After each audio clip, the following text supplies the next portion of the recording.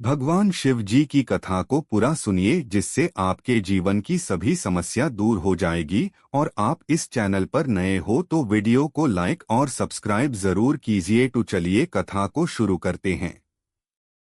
चिंता से मुक्त करने वाली भगवान शिव की अद्भुत कथा।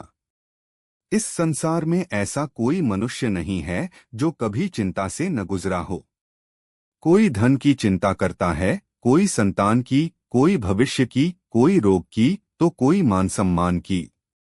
चिंता धीरे धीरे मनुष्य के मन को खोखला कर देती है। पर शास्त्र कहते हैं, जहां चिंता समाप्त होती है वहीं शिव का वास प्रारंभ होता है। एक उज्जैनी का चिंतित ब्राह्मण। उज्जैनी नगरी में सोमदत्त नाम का एक ब्राह्मण रहता था।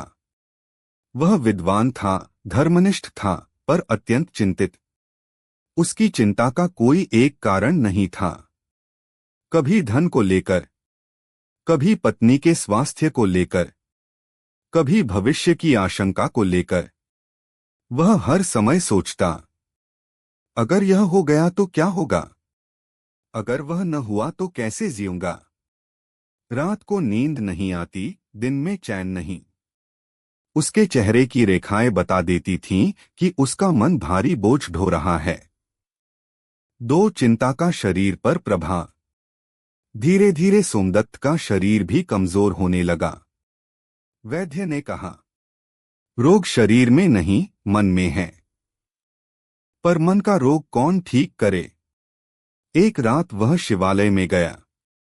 वहां बैठकर फूट फूट कर रो पड़ा और बोला, हे महादेव, मैं तेरा भक्त हूं, फिर भी इतना भय क्यों। 3, शिव का मौन उत्तर। उस रात शिव ने कोई शब्द नहीं कहा, परंतु मौन में भी उत्तर था। अगली सुबह सोमदत्त ने देखा, मंदिर के बाहर एक बूढ़ा योगी बैठा है, भस्म लगाए, आंखों में गहरी शांति। योगी बोले, तू भगवान से शब्दों में उत्तर ढूंढ रहा है, पर शिव मौन में बोलते हैं। 4, चिंता का कारण। योगी ने पूछा, तू किस बात से डरता है। सोमदत्त बोला, भविष्य से। योगी हंसे, भविष्य तेरा है ही नहीं, फिर डर कैसा। 5, शिवतत्व का रहस्य। योगी बोले, शिव का अर्थ है जो था, है और रहेगा। तू केवल होगा में जी रहा है, इसलिए दुखी है। उन्होंने जमीन से भस्म उठाई और बोले, जिसकी चिंता तू करता है उसका अंत यही है। 6, परीक्षा का आरंभ। योगी ने सोमदत्त को आदेश दिया, आज से 21 दिन तक केवल आज में जीना, कल की चिंता न करना, और दिन में 108 बार नमः शिवाय कहना। सोमदत्त को यह सरल लगा, पर करना कठिन। 7, चिंता का अंतिम प्रहार। 10वें दिन सोमदत्त का बड़ा नुकसान हुआ। उसका संचित धन चोरी हो गया। पुराना सोमदत्त होता तो टूट जाता, पर इस बार उसने आंख बंद कर कहा, हे शिव, यह भी आपकी इच्छा। अद्भुत शांति उसके भीतर उतर गई। 8, शिव का साक्षात्कार। 21वें दिन रात्रि को सोमदत्त को स्वप्न में भगवान शिव दिखे। त्रिनेत्र खुले, पर दृष्टि करुणामयी। शिव बोले, मैंने तुझसे तेरी चिंता छीनी है, पर तेरा कर्म नहीं छीना। अब तू स्वतंत्र है। जब उसकी आंख खुली, चिंता का भार समाप्त हो चुका था। 9, शिक्षा। सोमदत्त के जीवन में फिर कठिनाइयां आईं, पर अब वे पीड़ा नहीं, परीक्षा थीं। वह समझ गया, चिंता समस्या से नहीं, उससे लड़ने के भ्रम से आती है। 10, कथा का निष्कर्ष। यह कथा सिखाती है कि शिव समस्या नहीं हटाते, शिव समस्या का भय हटाते हैं। जहां भय नहीं वहां चिंता नहीं। चिंतानाशक शिव मंत्रों का संग्रह, सरल से लेकर विशेष तक। 1, सर्वश्रेष्ठ चिंतानाशक मंत्र। नमः शिवाय। अर्थ, मैं स्वयं को शिव तत्व में समर्पित करता हूं। प्रयोग। दिन में कभी भी, विशेषकर चिंता के समय, दुख, भय और घबराहट दूर करने का मंत्र। नमो भगवते रुद्राय। जब मन बहुत बेचैन हो। 3 मानसिक शांति हेतु मंत्र। शांतियः शांतियः शांतियः। ध्यान के अंत में। 4 महामृत्युंजय मंत्र, चिंता प्लस रोग नाश। त्र्यंबकम यजामहे सुगंधिं पुष्टिवर्धनम उर्वारुकमिव बंधनान् मृत्योर्मुक्षीयमामृतात्। भय रोग अनिश्चितता में अत्यंत प्रभावी। 5 रात्रि चिंता नाशक मंत्र। नमः शिवाय। शिव शरणं मम। सोने से पहले 11 बार। 6 कार्य चिंता से मुक्ति मंत्र। करचरण कृतं वाक्कायजं कर्मजं वा श्रवण्यंजं वा मानसं वापराधम विहितं विहितं वा सर्वमेतत् क्षमस्व। जय जय करुणाब्धे श्री महादेव शंभो। अपराध बोध और तनाव से मुक्ति। 7 त्वरित शांति मंत्र, छोटा। शं शिवाय शं। चलते फिरते जप सकते हैं। 8 शिव संकल्प वाक्य मंत्र जैसा प्रभाव। मेरी चिंता शिव को समर्पित है। इसे बार बार बोलना भी मंत्र के समान फल देता है। 9 बच्चों और परिवार की चिंता हेतु। नमः शिवाय। सर्वेषां स्वस्तिर्भवतु। 10 अंतिम शिव वचन। जो मुझे अपना मान लेता है, मैं उसका भार अपने त्रिशूल पर उठा लेता हूं। समापन। चिंता जीवन का सत्य नहीं, मन की आदत है, और आदत बदली जा सकती है शिव स्मरण से। यदि आप चाहें तो मैं अगली बार इन मंत्रों के साथ संपूर्ण पूजन विधि।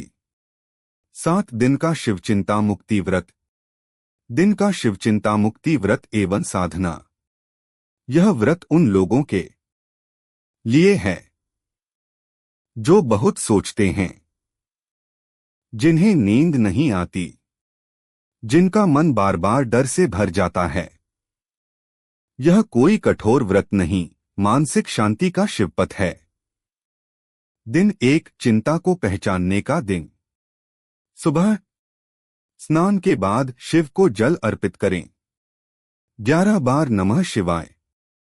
आज का शिव वाक्य। मैं अपनी चिंता को पहचान रहा हूं, उससे भाग नहीं रहा। आज पूरे दिन केवल यह देखें कि आप किन बातों पर व्यर्थ चिंता करते हैं। दिन 2 समर्पण का दिन। मंत्र। नमो भगवते रुद्राय। क्रिया। कागज पर अपनी 5 सबसे बड़ी चिंताएं लिखें। शिव के सामने रखें। कहें, हे शिव, यह भार अब आपका है। दिन 3 भयनाश का दिन। महामृत्युंजय मंत्र। 11 या 21 बार। आज समझें, भय वास्तविक नहीं, कल्पना है। शिववाक्य। जो होगा शिव की इच्छा से होगा। दिन 4 मौन का दिन। आज कम बोलें, कम प्रतिक्रिया दें, अधिक सुनें।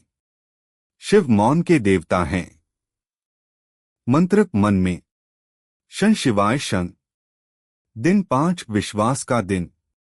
आज शिव से कोई मांग न करें, केवल धन्यवाद दें। शिववाक्य। जो मिला वही पर्याप्त है। दिन 6 क्षमा और हल्केपन का दिन। यह मंत्र पढ़े। करचरण कृतं। क्षमा प्रार्थना। आज स्वयं को और दूसरों को क्षमा करें। अधूरी बातों की चिंता यहीं छोड़ दें। दिन 7 शिव में विश्राम। आज केवल बैठिए, कुछ न मांगिए, कुछ न सोचिए। 11 बार नमः शिवाय शिव शरणं मम। यही चिंता मुक्ति की अवस्था है। अंतिम कथा। शिव और चिंताओं का बोझ। एक बार देवताओं ने देखा, पृथ्वी पर मनुष्य अत्यधिक दुखी हैं। वे शिव के पास गए। देव बोले, प्रभो, आपने उन्हें सब कुछ दिया, फिर भी वे दुखी क्यों हैं? शिव मुस्कुराए और बोले, क्योंकि उन्होंने भविष्य का बोझ भी उठा लिया है। शिव ने पृथ्वी पर आकर कहा, मैंने तुम्हें आज दिया था, तुमने कल का बोझ क्यों उठा लिया? मनुष्य मौन रह गया। उसी दिन शिव ने कहा, जो आज में जीता है वही मेरा सच्चा भक्त है। दैनिक जीवन के लिए 7 शिव सूत्र बहुत शक्तिशाली। हर समस्या को परीक्षा कहो, सजा नहीं। जो वश में नहीं उसकी चिंता मत करो, जो वश में है उसे शिव भाव से करो। कम चाहो, अधिक शांत रहो। मौन को अपना मित्र बनाओ। हर रात चिंता को दिन के साथ विदा करो। स्वयं से कहो, मैं अकेला नहीं हूं, शिव मेरे साथ हैं। नहीं, विनम्रता से होती है। जो बालक सच्चे मन से मेरा स्मरण करता है वही मेरा सबसे बड़ा भक्त है। अंतिम उपदेश। भगवान शिव ने नंदू के सिर पर हाथ रखकर आशीर्वाद दिया, वत्स, जीवन में कभी घमंड मत करना। जो स्वयं को छोटा समझता है वही मुझे सबसे प्रिय होता है। इसके बाद महादेव अंतर ध्यान हो गए। सेठ ने अपनी भूल मानी और जीवन भर गरीबों की सेवा करने लगा। नंदू बड़ा होकर भी उतना ही भोला और शिव भक्त रहा। कथा की अंतिम सीख। भगवान शिव बाल हृदय की निष्कपट भक्ति से तुरंत प्रसन्न होते हैं। अहंकार से भक्ति नष्ट होती है। सच्चा भक्त वही है जो सब में शिव को देखता है।